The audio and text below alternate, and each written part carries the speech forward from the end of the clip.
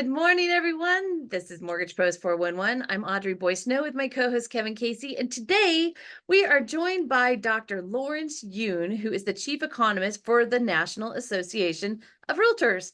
Welcome, Dr. Yoon. How are you? Hello, Audrey. Hello, Kevin. Happy to join.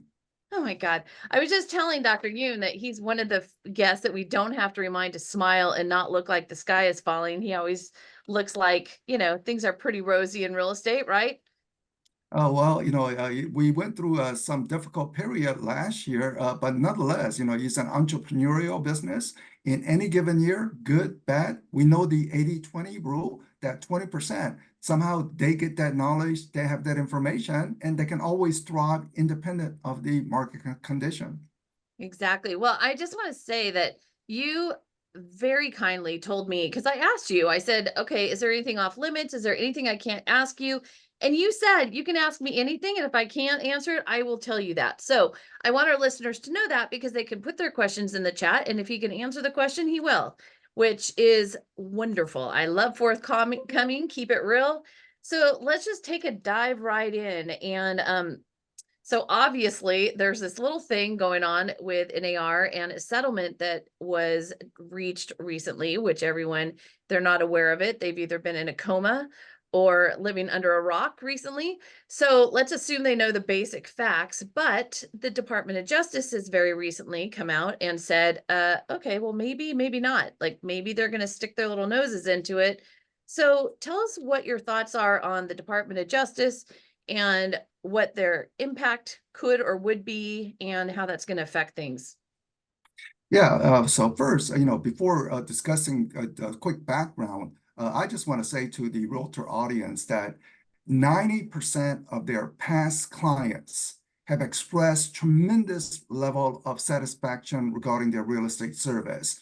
So where you get that data is essentially, would you use the same agent for the next transaction or recommend your family members, the closest business colleague to your realtor? And 90% said, not the other realtor, but my realtor is terrific.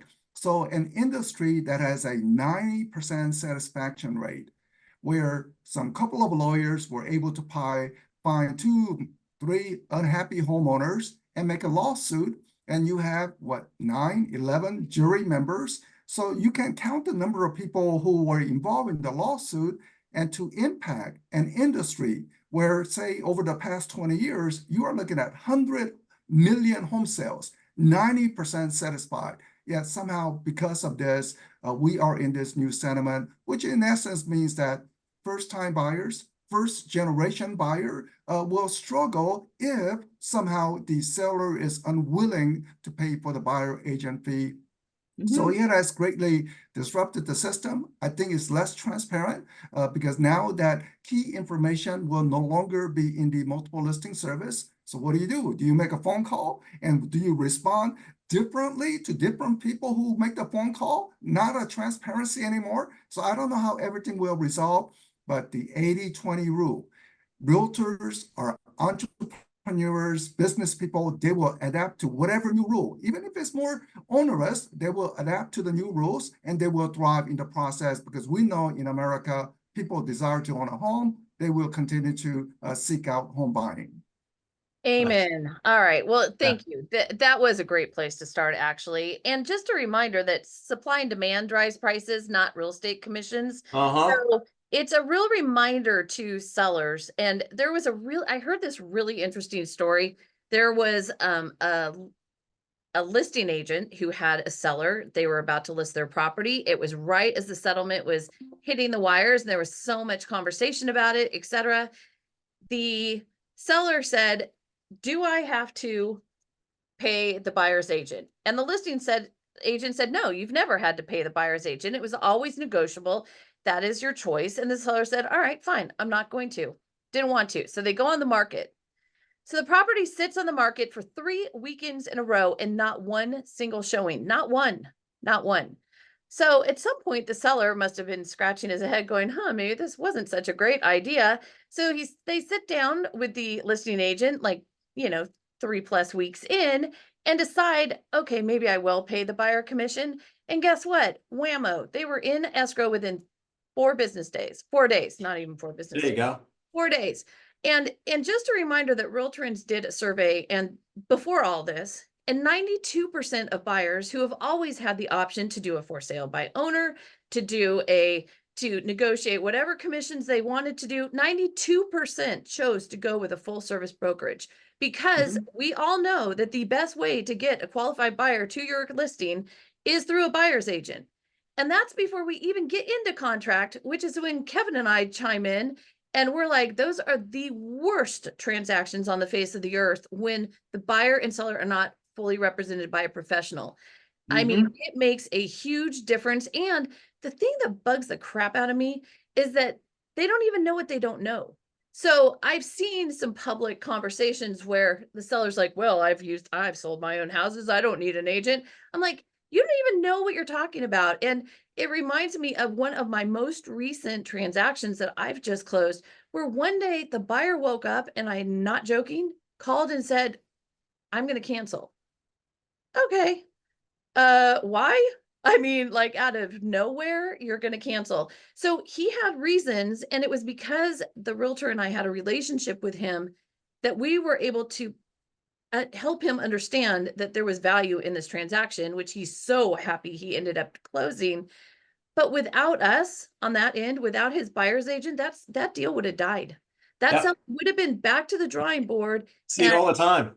It's ridiculous. So they don't know what they're giving up. They don't understand the nuances of everything and the reports and blah, blah, blah, blah, blah. So we all know this. And we know how important this is.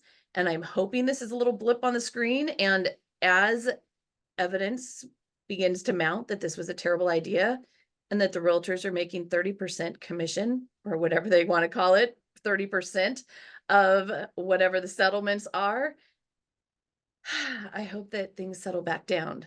I mean, the attorneys are making 30%. The attorneys, what did I say? Yeah, you said realtors. Oh, good God, what's wrong with me? Yeah, thank you.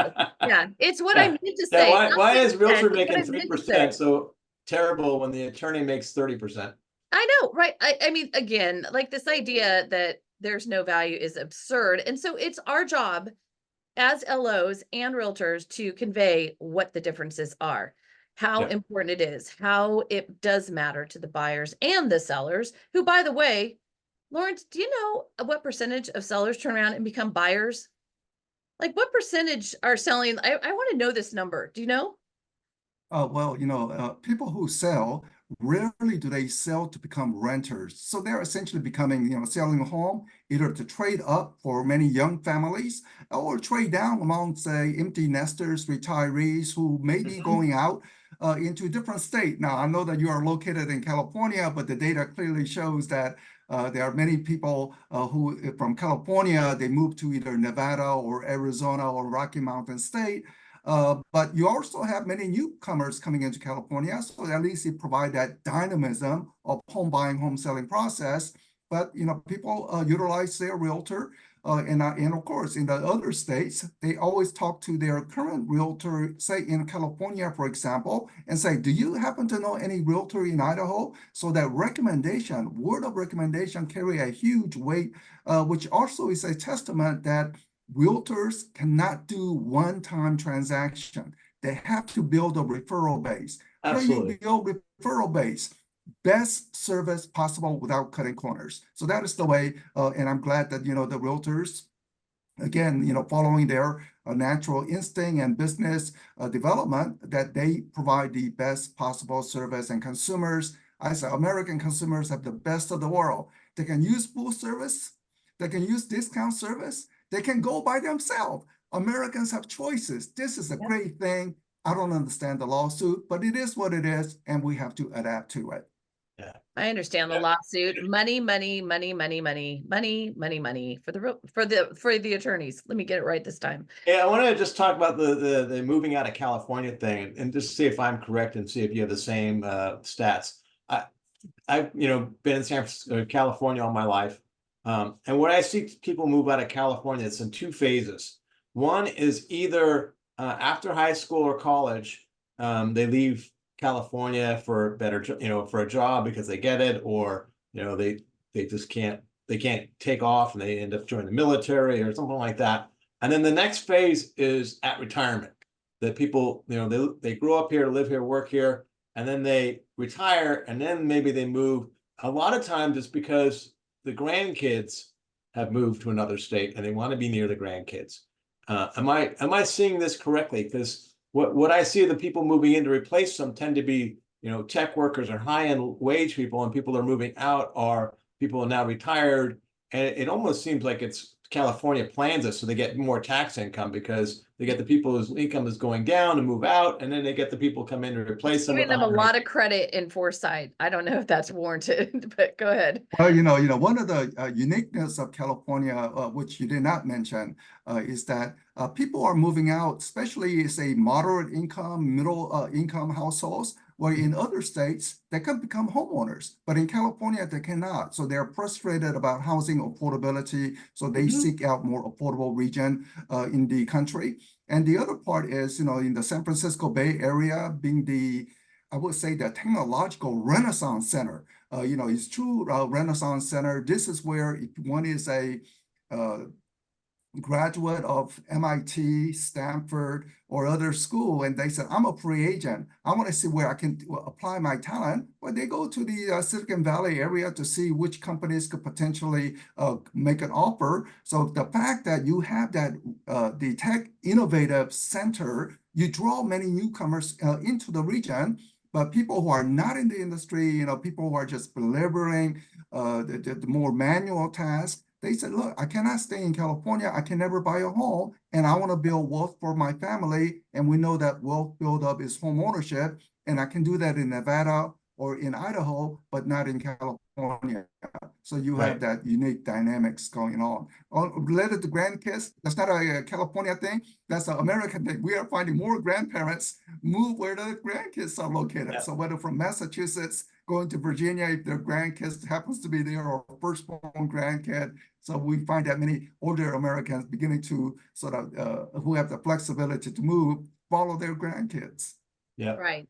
Well, I think that this idea, I looked at the projections for California's population, and we have listeners across the country, so we won't focus on California necessarily, but because we both live here, I can say as a native, we moved to Oregon when I was 6, and I remember vividly Oregonian, there was this huge exodus. Everyone was leaving California. All the Oregonians hated the Californians. It was ruining the whole state. It was literally the same exact narrative that we're hearing now, which just makes me think, you know what, we go in cycles. People come, they go. Overall, they're expecting by July, California's population will be at 41 million, which is higher than it was 2 years ago when, everyone was supposedly leaving. People come, they leave, get over it. Let's just move on and sell some real estate and close some loans, shall we? So we have a question here from Tim. What is your suggestion to agents to mitigate either buyers or sellers from renegotiating commissions once a property enters escrow? Do you have thoughts on that, Dr. Yoon? No, I don't have, because I don't know, how restrictive one can get out of the escrows or not. But let's also understand that, certain individual companies may have a certain rules to say, okay, you have to charge X% and not below. It's just like, say, any restaurant franchise, which they say, okay, you are providing this hamburger and it's going to be uniform. So within specific company, you may have a set percent. But given that we have so many other companies, so many competition, that from consumers' point of view, there is a variation in commission rates that is being offered in the industry.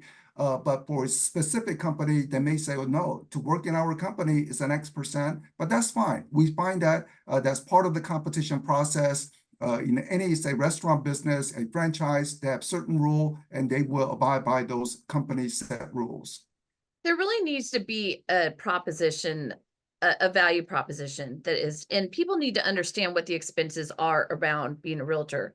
So I think that it is very likely and hopeful that we will get rid of some of the people who don't treat it as a profession, because those are not, we need real estate professionals. We need mortgage professionals. We need people who treat it as a serious occupation and profession, and not something you just do just to make a few bucks here and there, and you just write a contract and you make $1 zillion. And, the shows, I wish they would ban those shows on TV where you put a sign in the front yard, you're driving a Ferrari, you get all the hot chicks, you make, millions and millions of dollars, and you're kind of a tool.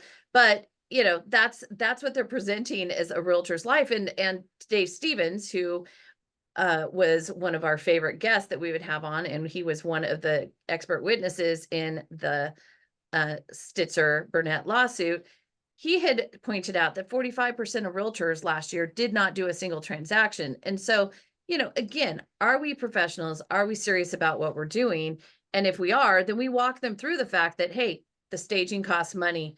What are you doing? So I'm hearing that there are very thin margins on the real estate side. Explain what that looks like. Explain to people that it sounds like a lot. And maybe if it's a $5 million house, it is a lot. But I don't feel like I'm hearing anything from the owners of the $5 million houses. It's the people who have much lower price houses that are clamoring about this horrible situation, supposedly. But the people in the higher end seem to understand there is value in having somebody else do it. And so I find that a very interesting dynamic. But be willing and able to talk about why you're worth it. What is your value? Same thing for us. Why shouldn't I just go push a button to get a mortgage? Well, a button can't help you figure out your complicated income situation, can it? So, or a million other things, or help you understand why you shouldn't cancel your transaction at the end, right? So it's a time for us all to just up our game, in my opinion. Is that what National Association of Realtors is suggesting? I mean, people just, be a professional, educate yourself. Yeah, people need to be professional. They need to take their profession seriously. But we also know that there are some part-timers out there.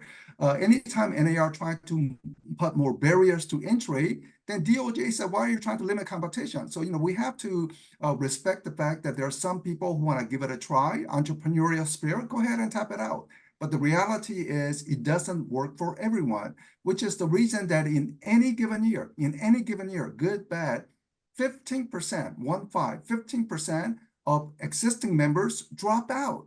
Another 15% join. This is a dynamic marketplace. There's an entry and exit happening all the time during the industry. And trying to remember my Econ 101 course. I have a doctorate in economics, but sometimes we have to go back to Econ 101. It says that industry is perfectly competitive if there are new entrants coming in and old people leaving, because this is a fiercely competitive marketplace. Some people will win out, other people will not. So if you are trying to practice monopoly, you will not survive in this entry-exit situation. And the fact that 150,000 new agents, 150,000 old agents who exited the industry, they said, oh, I tried, but I could not. This is a definition of perfect competition. But the lawyers somehow able to find a couple of unhappy homeowners, and furthermore, 9 jury members. And from that, boom, boom, boom, lawsuit, judge put a triple the damage. So the option was either bankruptcy, which means that you have no standard in the industry, or settle. And this is what we are. So I just don't understand this whole process of class action lawsuit, how 1 or 2 unhappy homeowners. Think about restaurant industry. 1 or 2 people who are unhappy with the restaurant, go someplace else. You never had to go use that restaurant. Just find a better realtor, find a better restaurant. That's your choice. You always look at the reviews of restaurants, and you look at the reviews of a restaurant, there's always someone who loves the place and someone who hates the place. It's like, and for every person who loves the place, there's 10 others who didn't post. But for, everyone who hates the place, they're the only one. So, they get their posts. But hey, I wanted to shift. You had some statistics you pushed out, I believe this today, on housing prices and trends. And it was an interesting thing I picked up on, and I don't have the chart in front of me anymore, but it disappeared off my screen. But it was housing prices, and it was showing a perfect, like a saw blade, like just kind of, but going up at a consistent, going up at a consistent angle, except for COVID. And if you take the COVID years out of it, they were crazy, but it looks like 2023 went back to the saw blade pattern. And so we're seen to be in that upward, prices were low in January, they start accelerating February, they peak out in June, July, and then they start to slide off, into the fall, but they never go as low as they were at the beginning of the year, and then they pick up again in the following January and take off again. Are you comfortable with that pattern continuing on now, you know, shy of any crazy thing happening in the world that we can't predict? You know, well, you know, you are a very good observer of data. So the median home prices move exactly what you say, but not necessarily for the reason that you think it may be. So what happens is that we know that in winter months, things our market is a little slow, while in the summer, spring months, it's more livelier. So one can charge a little higher given that demand is more stronger in spring and summer months. But another reason why you have that seesaw pattern is that in winter months, generally there is a larger number of smaller size homes getting sold, while in the spring and summer you have more larger size home, and of course we know that larger size home is more expensive by smaller size. And the reasoning for this seasonal pattern is that single person or widow can move at any time, while families with school-age children, they do not want to disrupt the school year. So they want to buy and sell during spring, summer, so that closing is done in July, August, so that people are ready for the school year. And the families with school-age kids, they need a larger size home that are more expensive. That's why you see the seesaw pattern. And also to your question, you know, aside from the COVID, generally home prices rise about 1 or 2% above CPI. So whatever CPI is, home prices do a little better than that, which means that it's a very good inflation hedge. And of course, supply and demand works. So in COVID time, you know, low interest rate environment, limited inventory, prices really skyrocketed. But now it looks like we are just back to the normal, whatever CPI is. Latest CPI was about 3%, 3.5%. Home prices are rising about 4.5%, 5%, just a little bit above that. I did not know that about the correlation between CPI and home price appreciation. That's interesting. Holy moly. That is really, and I love the answer about, because I've always preached about the school kids, and people, oh no, there's home sales all year round. I'm like, no, there's something to when school gets out, because literally about June is when the people commit to the schools, buyers disappear. It happens every year.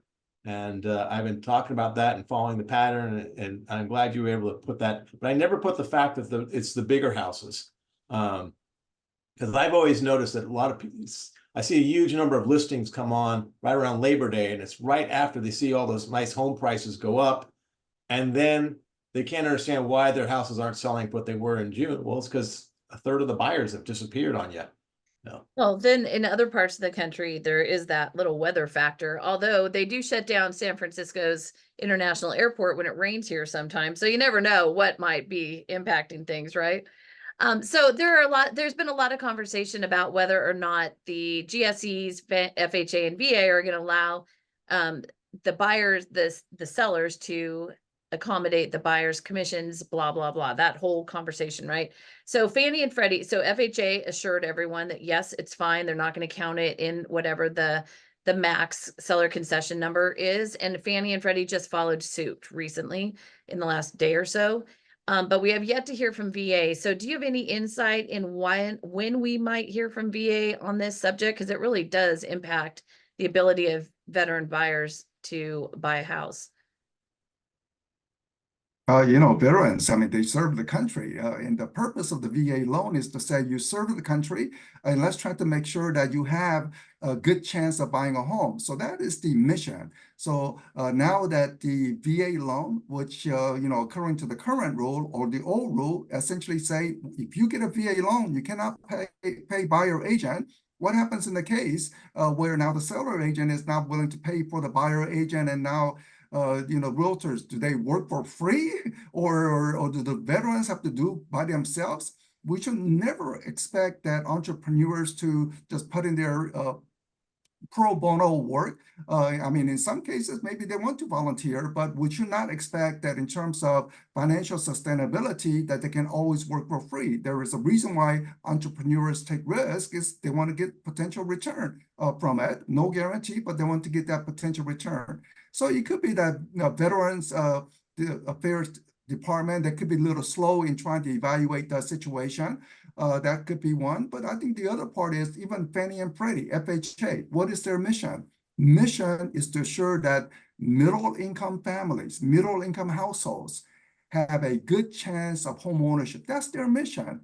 And if somehow some sellers are unwilling to pay the buyer agent, can the home buyer able to get financing to cover the buyer agent? I mean, that's the next step that we are trying to work on with Fannie and Freddie, because in order to achieve their mission, I mean, would be the natural progression of it, because otherwise you have, say, first generation home buyer, say they came from very disadvantaged household, but somehow they succeeded in school and now they want to buy a home. They don't have generational wealth that can be helped out from family members for down payment, but now they don't have a buyer agent fee which they can pay if the seller is unwilling. So in those cases, we have to consider, okay, what is the mission of Fannie and Freddie? Their mission is individual like this who has succeeded in school, let's make sure they have a good chance of buying a home, and can we cover some of the buyer agent fee in the process? So definitely there is communication, and I'm sure they're going to look through all the legal part. Does it require congressional legislation? And if so, realtors are very good at talking with members of Congress, trying to move things along. That's one of the good aspects of the realtors organized real estate, where we can express free speech to let the members of Congress know what needs to be done to help out America. I think it is a good time to remind people that it's important to be active in the associations and communications with our legislators, whether it's at the state or national level. California's NBA has their ledge conference coming up next Tuesday on the 23rd. The National Association of Mortgage Brokers is having theirs right now, and NBA had theirs recently. So all these organizations in addition to NAR, and we can go to Realtor ledge days, by the way, kids, if you're an LO, and if you're a realtor, you can go to mortgage legislative days.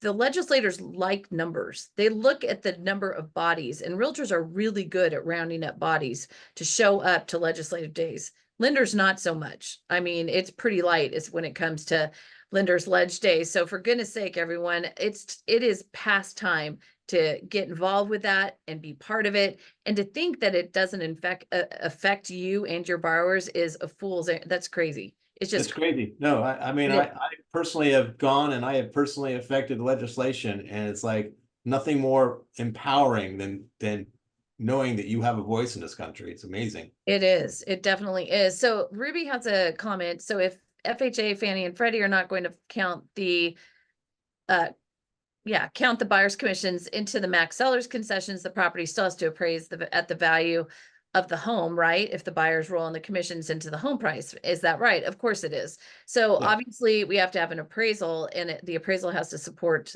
the purchase price. Hopefully. That was always the case. It's always the case. So that's not going to change. One thing that I have been concerned about is I've heard some of these conversations around this whole topic, Dr. Yoon, is I've heard people say, oh, well, you don't have to use MLS, and you don't have to list properties, and you don't have to do, I mean, okay, like that's a little extreme, but should people stop posting listings and then sales? What about appraisers? I mean, how do they hunt down comps? Where are they going to get the data?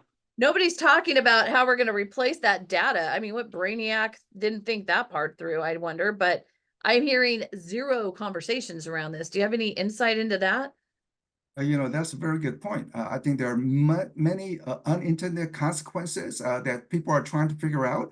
This is one example where, to get an appraisal, we want that information, and people could just naturally go to multiple listing service. But now under the settlement, there is a less incentive.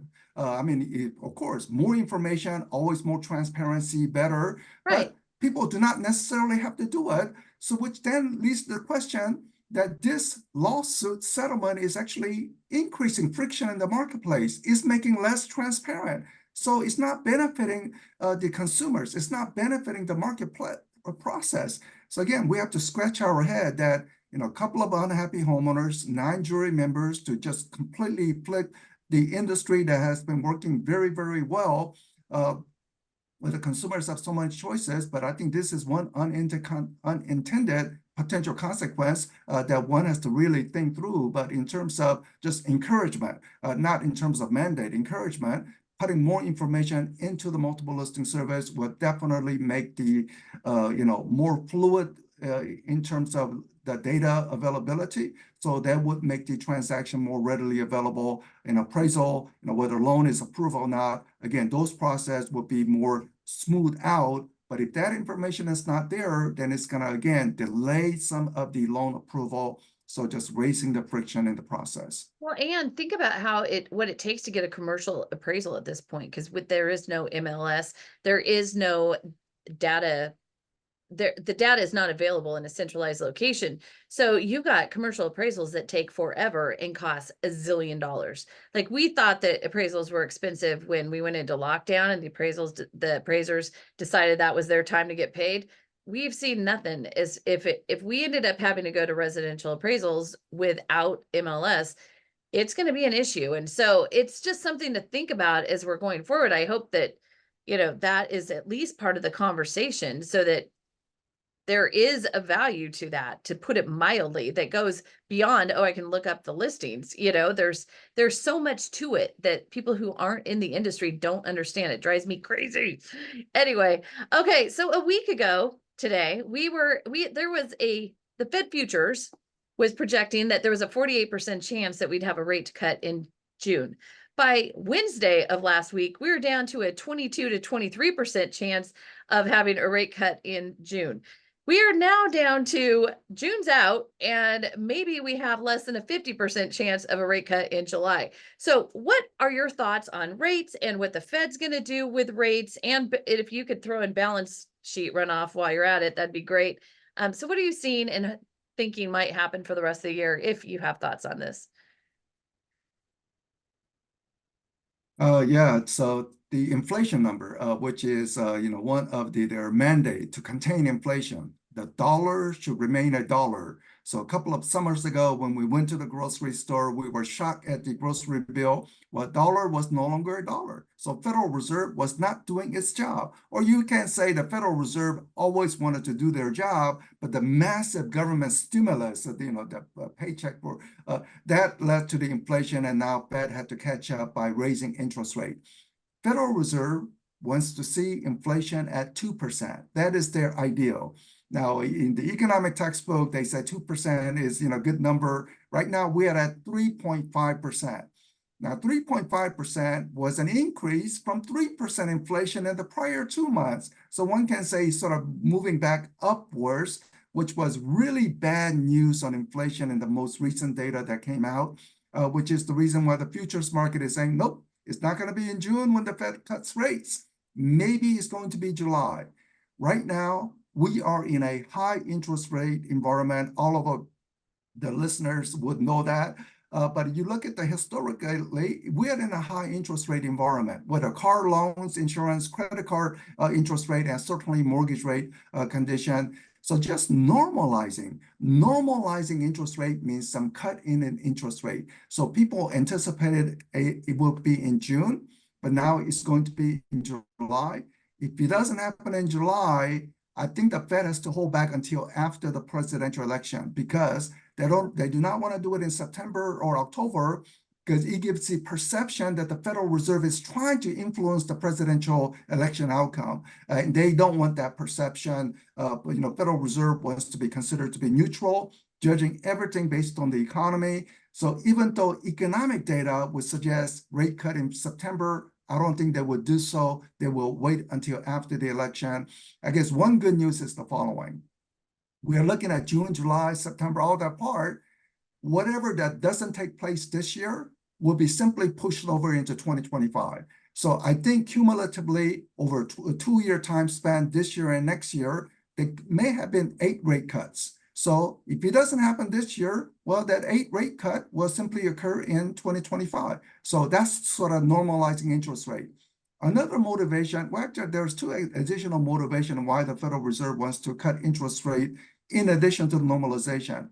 One is Europe will soon be cutting interest rate. The Central Bank of Europe said they are very imminent of cutting rates, and we are in a global economy, and you don't want the currency to widely fluctuate, you have to somehow align with that. So Europe will be cutting interest rate very soon. Second factor is, especially in the San Francisco area, people know Silicon Valley Bank went under 1 year ago. Well, there are many other community bank, regional bank in similar situation, but they survived because Federal Reserve gave a special credit line in place after Silicon Valley Bank collapsed. So if there was the special credit line, Silicon Valley Bank would still be working, but this credit line, well, it cannot last forever. And only way to help out the small size bank is to cut interest rate. So there's that extra motivation to cut interest rate, which the Federal Reserve do not want to really talk about it, but they know that this condition help out regional community bank cut interest rate. So as soon as the opportunity appear, they will be so happy to cut interest rates. Okay, so that was a lot.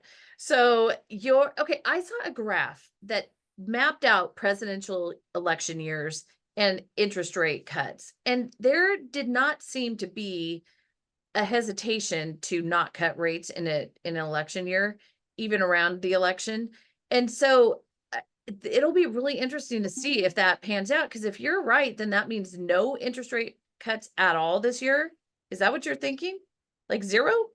Now, I don't remember whether there's a meeting in November or December, so that would be the period because part. And the other part is that in the past year, during the presidential election, when there was an interest rate cut, it was most likely there was some kind of stock market major correction. So right now, I would say the overall stock market, according to price earnings ratio, is elevated, which means that if something gets messed up in the stock market, there could be some measurable correction, and generally, for whatever reason, it tends to happen September, October. So if that happens, maybe the Fed cuts rates. And now, of course, we don't want to see stock market crash because we all have some exposure to it.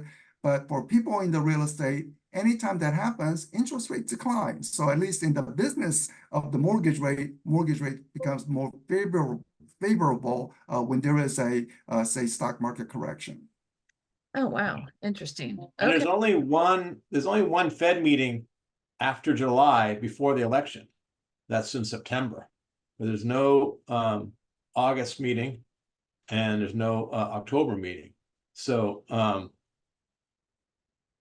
if they don't do it in July, it's not happening until after the election. So we had a question from someone. He said housing starts came out this morning. It seems we are still not seeing enough new construction. Do you think supply will remain very tight, and what do you think the impact will be on home prices? So home prices will not fall. I mean, just broadly speaking, we have a housing shortage right now. Housing start this morning came under. It actually declined from 1 month ago. It declined from 1 year ago. So in a housing shortage environment, we need to produce more, but the construction loan has become very expensive. So this is a little counterintuitive that Federal Reserve hesitancy to cut interest rate is making fewer housing starts, and fewer housing starts will push up housing costs even more because of the shortage. So right now we are in a housing shortage. So for homeowners, that means that home values, there will be no measurable correction of any sort, but home prices may actually begin to, re-accelerate again due to the lack of supply. And current data that I'm seeing is that about 1/3 of the property listings are still obtaining multiple offers. Multiple offers means there are more demand chasing after limited supply, and consequently, home prices, there's only one direction in that situation. Well, it was interesting today because that NAHB, the builder confidence for April, they were showing that there were less price cuts in April. So it was 22% in April, 24% was in March, and 36% in December. So definitely as the spring buying season has come into play, the price cuts are decreasing for sure. And 57% are using incentives down from 60%, which is interesting because I always thought 100% of builders did incentives. I guess I'm wrong. So that was interesting. But overall, that builder confidence was fairly solid, right? But there just isn't enough building, period. Builders are making good profit. You look at the stock prices of publicly listed builders. One had invested money into those stocks, say a couple of years ago, one would have doubled the money by today. So the builders have been making profits. Housing shortage implied that builders should continue to build, but today's number is disappointing regarding housing starts. Sometimes at the local level, there could be onerous regulation or trying to get a permit too bureaucratic or less certain. So, these are hindrance. And then in some cities, they put rent control. If you put a rent control, at least regarding apartment construction, they say, nope, I'm not going to do it. So, we always say from NAR, way to help tenants who may be struggling to pay rent, give rental subsidy. Give rental subsidy, at least that still provide incentive to build more housing, because we don't want to disincentivize building housing through rent control. But we know that the reality, populist politics sometimes say, let's put rent control, but those are has a huge unintended negative consequence. Well, especially when you have things like insurance costs skyrocketing. Costs are skyrocketing, and when you put controls over how much a landlord can recoup of those increased prices, it's going to it's absolutely a deterrent to people wanting to become landlords. And so don't even get me started on rent control. It's one of my pet peeves. I don't even let my clients buy multifamily units where they have like really bad rent controls, because you can't they afford get killed. Yeah, you can't I mean, it's hard enough to cash flow where we are anyway, but when you have that on top of it, it's a disaster, and it's horrible for the tenants. I mean, it's horrible. And in my opinion, it absolutely discourages homeownership in the long run, because what is your incentive to go and buy a house and have a homeownership when all you can see in front of you is my housing cost is going to double today? What you don't see is what you're losing over the long run, which is massive appreciation, and the fact that the average homeowner has much higher wealth than somebody who's renting. There was a posting of an article in a blog that I read over the weekend. I wrote the most scathing reply, because it was this real estate company had done some stupid survey where they were like finding out who regretted buying a house and all this stuff. It was the dumbest thing I've ever seen. I'm like, how come you're even talking about this? Like, what about my buyers? I've never had a buyer who felt that way. So this real estate company did the survey that you're now promoting as anyway, we have to be really careful that we're making sure we're aware of what's being said out in the marketplace and in the media, and that we know what the real answer is when the buyers start talking about these things, etc., or the sellers. So that's why this kind of thing is so important. You have to be educated. You have to be trying to up your game and making sure that you are serving the consumer, for goodness sake. Okay, Dr. Yoon, here's another comment for you, Dr. Yoon. The Fed terminal target of 2% is difficult to achieve. None of us think it's happening anytime soon. Just that's my personal comment. As part of the inflation report, majority of inflated prices were due to service-related prices such as insurance and and also oil's really factoring into that, oil prices, etc. So, what are your thoughts on government spending? What do you think? What do you think about reaching that 2% target? I mean, is it going to happen? And if so, how, when, how? Yeah, very good question. I'm going to have to make this the last question because I have to drop off soon. But one of the puzzling aspect is that the rent shelter component, one that's service, it's been decelerating. So it was peaking out at 9% just a couple of years ago, and then it's been steadily rising at a slower pace. I thought that number would be close to about 2% by now. It is still stuck at 6%. So it's trending in the right direction, but at a very slow pace rather than more aggressive, the deceleration.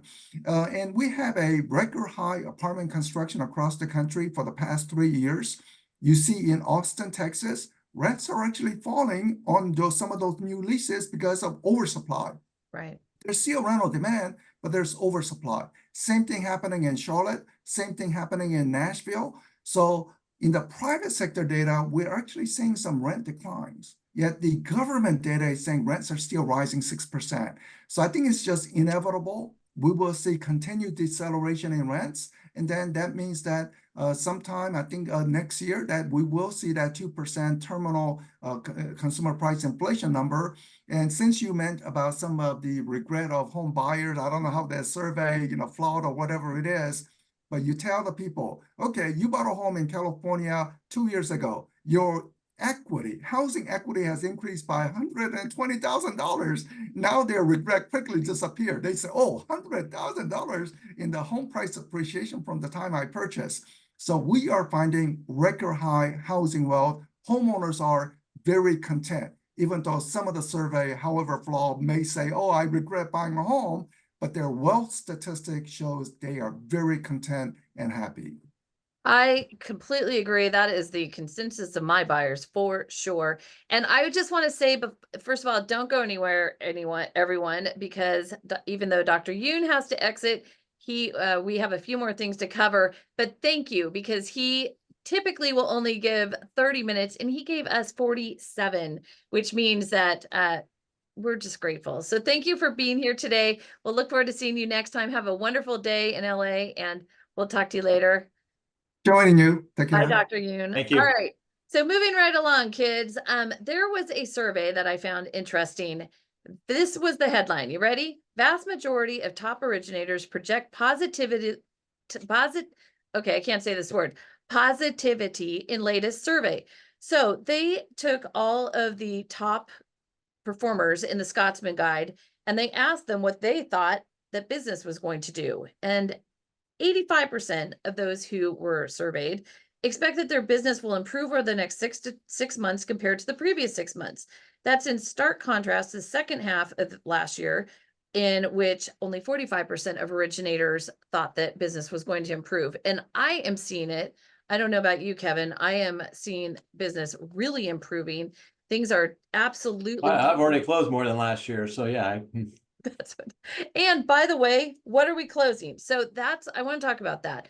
Everything I'm closing is funky central, like funky. Wait, funky central? Funky central, Mine's baby. definitely not central. Okay. Mine's definitely just pure funky. That's pure funk. All right, let's go with pure funk, shall we? I'm doing private money, cross collateralizations. I'm doing DSCR. Okay, and I wanted to say, so I talked to a number of AEs about what they're doing. DSCR in odd income situations. That's what I'm being told. I have another friend who told me they have $43 million in their pipeline. Last month, they closed 7.9 million. They think they'll do 15 million this month. And it's a real mix for them. They do both non-QM and agency. But I will say that people are not killing it just doing vanilla loans. It is literally, you got to learn some new stuff, people. I mean, big time. And don't you get comfortable with it really quick. Like, I don't even flinch anymore. I'm like, yeah, so what's my rate? 10 5/8. Okay. I mean, I'm doing a $2 million purchase right now with a $1.2 million loan, and we're doing hard money because the buyers thought they were going to be able to sell both of their properties, and they were only able to sell one. So exactly what I had to bridge the gap. And also, by the way, we couldn't do a cross to do an actual bridge loan. So I found a workaround on that, on an owner-occupied place. So it is really interesting out there. You've got to do your homework. You have to learn new things. You need to get over the rates. I mean, if you think about what's gone on in the rates just this year even, all these projections, rates are coming down. Think about a year ago, rates were going to come down by May 10th or 11th or whatever it was. And then all of a sudden there's something that happens in the market and the rates don't come down. But guess what? People keep buying houses and selling houses and needing loans. And now that we're at 31% of the market refis, go get a piece of that, kids. And again, make sure you're doing the calculations. We are looking at blended rates. We're looking at what is your credit card debt costing you? What is all that doing to your expenses? And so it's a mindset that lenders and LOs get caught up in, and realtors, and now the consumers, because that's being projected onto them, right? So, oh, you can't do anything until the rates come down. No. I mean, Kevin, are your clients up against multiple offers? Still getting multiple offers. In fact, that's my biggest enemy right now is I have to coach my clients on how to avoid multiple offers. Well, Because you like can't when avoid you a really multiple want to be, offer. What are you doing with a multiple offer? what am I doing with the multiple Yeah, offers? I mean, you can't avoid them. They happen. So what are you doing when you have I them? coach them how not to look at the beautiful house online that's going to get the multiple offers, to look for the one that isn't as beautiful and well staged and you actually want to look for the houses that are vacant and have some repairs that need to be done, because if there's repairs that need to be done, wipes out a whole bunch of potential buyers. And if you're already a moving up buyer, you know how to deal with the repairs. Just buy a house that needs some repairs. Big deal. You know, everyone can do some paint. It's not that big a deal. I recently told my client that if I heard them say the words, I don't like the color of the paint, I was going to put them in timeout. Uh-huh. I'm actually trying to think of whether I actually threatened something else. But anyway, bottom line, it was a threat. And you cannot let people get away with that. No, Okay. I helped a client last year and it was like, this house is perfect. They're like, oh my God, it's terrible. It's like it's a crack house. I'm like, no, it's perfect, because you get a clean slate to do whatever you want with it, and you're getting it such a discount that it'll pay for all the improvements you're making. And they end up getting a house that they never would have gotten into. And now the house looks perfect because they've done all the work on it. Okay, the flip side of that is if somebody looks at you and says, I'm not capable of doing that, you got to listen to them, right? I mean, everyone can handle a little pain, I would think. But on the big stuff, make sure you're really clear on your audience. I don't think I shared this story last week on the thing. I had a call from a client. Hang on. Hang on. Let me get my finger ready. If you did, I'm going to mute you and just shut you off. That's fine. That's fine. Okay, go ahead. I know I talked to you about it, but I don't think because I think the call came in like on Wednesday or so. Past client wants to buy the house next door, and he's going on and on about how he thinks that he could buy it for $250,000, but the client's going to fix it up and try and sell it for $400,000. He thinks that the seller is being greedy, and I'm like, wait, I think you're losing focus on here. And he goes, what do you mean? I go, well, what will it feel like if someone else buys that house? He goes, well, what do you mean? Well, you're trying to buy it for $250 and the guy's planning to sell it for $400. If you're going to get stuck on the $250 mark, are you going to be happy you didn't buy it for $400,000? Or are you going to be so upset you didn't buy it when you had the chance? And he goes, I go, talk to your wife about that question. And he goes, oh my God, Kevin, that's a great question. And so guess what? Now they come back and say, yeah, we want to focus on buying the house. Like, okay, now we're in the same boat. I go, doesn't do me any good to have you make an offer at $250. You're not going to get it. Yep. Okay, so we have a comment here. Private money, like hard money. Hi, Helga. Like 15% rates. And the answer is sometimes. So sometimes I've done a hard money loan this year in January at 6.5%. That's not a high rate. I did another hard money loan at 20%. Yeah, that was. By the way, hang on. Remember, it hurts their feelings when you say hard money these days. We have to call it private money, Kevin. Oh, I'm sorry. Yeah. Private money. Okay. But yes. Okay. Oh, no. The hard money loan was at 6% or 6.5%. The private money loan was at 20%. I don't know where in the HE double toothpicks you found a 6.5%. We're going to be chatting about that in a minute. Okay, this is what I've seen this year. A second, it was a hard money second that was cross collateralized like crazy. And then like a third on one of the property, it was nutsola. It was 15% and it was very short term, but the buyer wanted it because it got them over the hump when another lender had bailed out of what they said they were going to do. He had to close his transaction. So that was a 15%, but it was on a smaller amount of money. But what I'm seeing on average on investment properties is like 10 and 10.5, 10 and 5/8, somewhere in there. And I mean, but on a $1.2 million loan, that's not a little amount of money. However, do we have a plan? Is there an exit strategy? Is there a reason? Does it make sense? Like the rate is not the point. The payment is the point. Can you afford it? Will it cash flow? Making sure you're diving into the actual things that impact the borrowers who are being inundated with rate. It's not the rate. It is the payment and whether it cash flows and what your long-term plan is, right? Right. And then how do you find these rates? Well, So, yes, you so better. I had an interesting stable of loan. I had an interesting loan this year where buyers were moving from California to Washington. And when I talked to the rep, the loan officer in Washington, because I wasn't licensed in Washington, they were getting quotes of 12% on this money, and for a bridge loan. And I'm like, no, it's not that high and expensive. I was able to find them financing in the 10% range. So if you're in a market where everyone's telling you, oh, the private money lenders are telling you 12%, you're just not talking to enough people. It's really Or Kevin, think about this though, because not every market is the same. So true. you need to shop around and find in your market who's doing what. And So don't how do they do that? People. Yeah.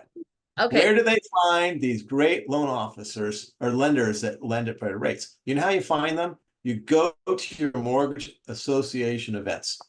Go to events like camp, or if you're outside of California, a NAM event, or it's like, because you know who also goes to those events?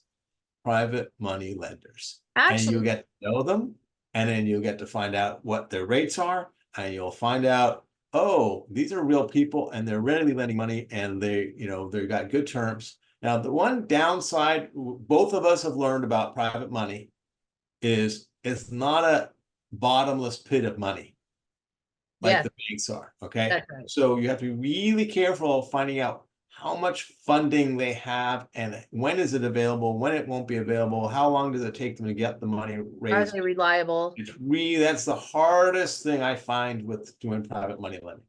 And by the way, there is an association in California that is just private money lenders, and they're doing a mixer in the beginning of May, I forget when. And I was just talking to my friend, I'm going to go, California Mortgage Association. Is that it?